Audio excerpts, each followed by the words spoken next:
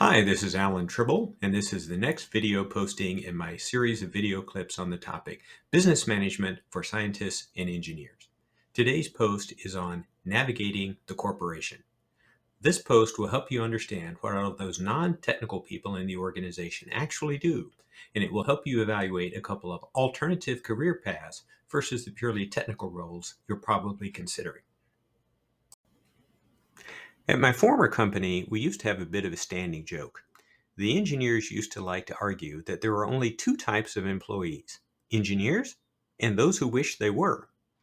I think that's a fairly accurate stereotype of how scientists and engineers view the organization.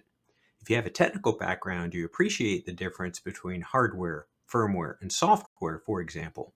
But everyone else in the company falls into that big bucket known as non-engineers. But the rest of the organization is there for a reason. We need to understand what they do so we'll know when to reach out to them when we need help. If you work for a small mom and pop type organization, you might not have a very complex organizational structure. If there's only 4 people in the company, everybody knows what everybody else does. But in the larger organizations, organizational structures are typically much more complex. This is a copy of the Boeing annual report, which I downloaded from the internet. If it's a publicly traded company like Boeing, you may find some indication of the organizational structure in their annual report. On page 4 of the Boeing annual report, they list the members of their board of directors and their key company officers. Some of these officers lead their major business units, like Boeing commercial airplanes, but there are many others as well. Note that many of these positions start with the word chief. These form what is known as the C-suite positions, jobs that involve the word chief or head and then describe the areas of responsibility. In general, the chief executive officer or CEO is the head of the corporation and reports directly to the board of directors. Other C-suite positions report to the CEO. Of course, other organizations have different structures or C-suite positions, often involving a chief operating officer, a chief technology officer, or a chief scientist, as shown.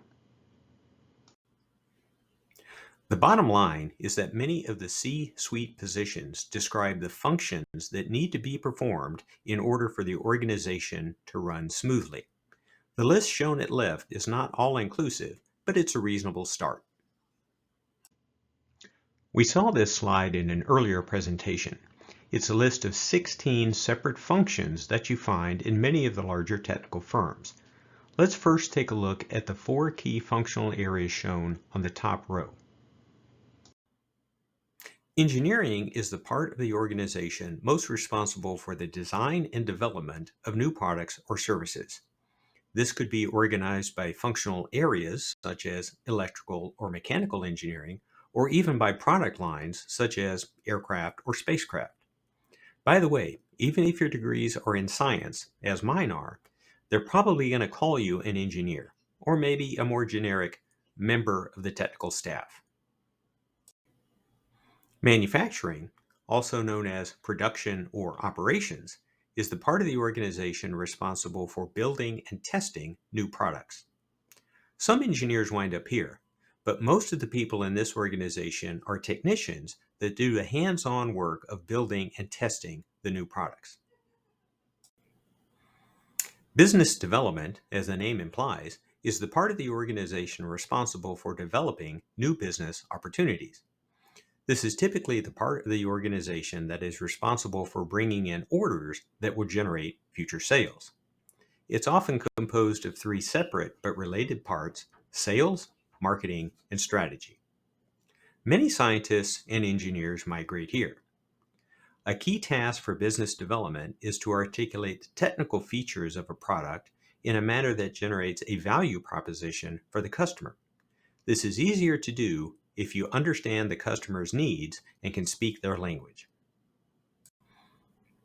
Program management is the part of the organization ultimately responsible for successful program execution and profit and loss. Many scientists and engineers migrate from the technical ranks to business leadership roles and wind up in program management. In my own career, I migrated from engineering to business development before finally winding up in program management. We refer to these first four functions as the core four. Why did we do that? It's quite simply because you have to design a product before you can build it, engineering. You have to build it before you can sell it, manufacturing. You have to get orders for it before you can generate sales, business development. And finally, you have to do all of the above in a coordinated manner that turns a profit, program management. Without those four parts of the organization staying in sync, it's hard to have a profitable business. At the end of the day, many of the other parts of the organization are there to help these four core groups succeed. As we saw in an earlier presentation, a typical career plan for most scientists and engineers is to assume that they will move up the technical ranks as they develop broader and deeper technical skills. That's a viable career plan for most of us, and was certainly my initial plan as I got out of graduate school. As you become more familiar with the business side of things, you may decide to follow an alternate career path. Many scientists and engineers migrate into either business development or program management roles, especially in organizations that deliver highly complex technical solutions to their customers. We won't go into much detail on the other functional areas. These are all explained in the book if you want the details, but we will mention two others to give you some context. One important difference is between the contracts organization and the subcontracts organization. In short, the contracts group receives orders or contracts from our customers. The subcontracts group gives orders or subcontracts to our suppliers. Contracts receives, subcontracts gives. These are typically separate parts of the organization because they perform separate functions. Let's just say that understanding what the contract requires you to do is critical. If it's not the contract, you don't have to do it. At the same time, if it's in the contract and you forget to include it in the subcontract and flow it down to your suppliers, then they don't have to do it, but you still do. Contracts and subcontracts need to stay in sync. In short, the other parts of the organization are there for a reason. Knowing what those organizations do and when you need to loop them into the conversation will increase your value proposition as an employee. If you'd like any more information on any of the topics we've discussed so far, please investigate the three options shown above. First, you could buy the book.